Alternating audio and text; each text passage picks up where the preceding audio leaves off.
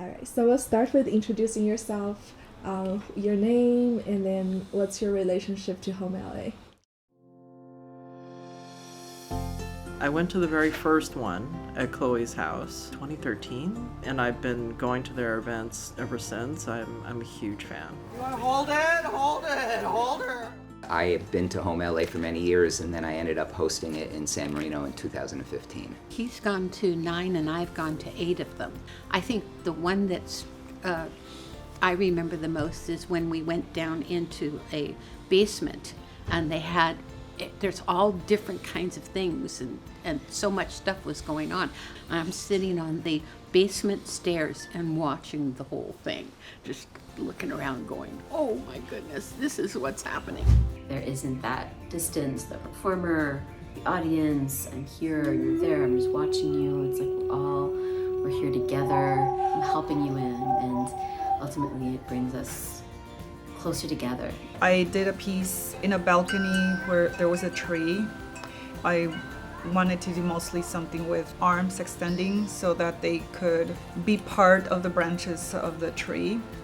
And I did another piece. The audience was outside and they were looking into windows.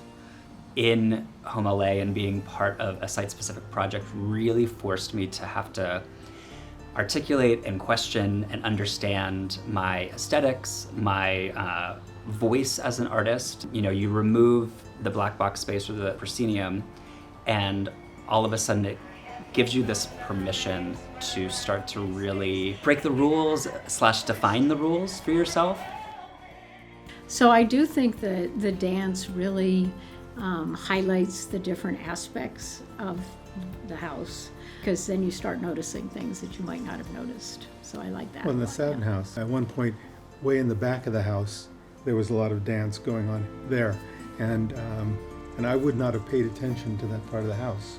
Of course, everybody is excited to be in a home and to see the domestic space of fellow Angelinos, but just to see the consideration and the respect of the environment, just the energy of collaboration is really what is so exciting to witness as an audience member. But then I've had the good fortune of seeing it as a host as well. You know the performance you're seeing at that house, you will never see it anywhere else again because it's so specific to that.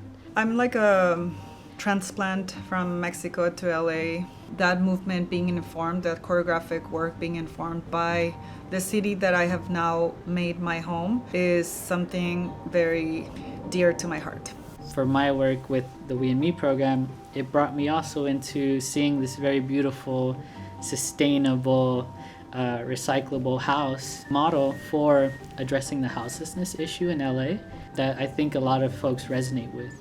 Because homeLA is decentralized, like Los Angeles is, it forces the artist outside of their training to take into account the space, the culture in which it's in, and the audience gets to go to different parts of the city that they wouldn't get to go to otherwise. The artist gets to think about the community and their environment, not necessarily a pre-built environment, but use the limitations of the space and make something their own and interact with it and with the community. And as a result of that, I think it's become absolutely essential part of Los Angeles, as much an essential part of Los Angeles as Disneyland had become when it came out in the 50s or 60s. My final question for you is, if you want to use one word to describe homeLA, what would that be? Essential. Beautiful. Joy. Unique. Innovative. Magical. Inclusive.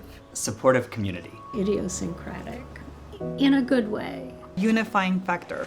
Expansive creatively.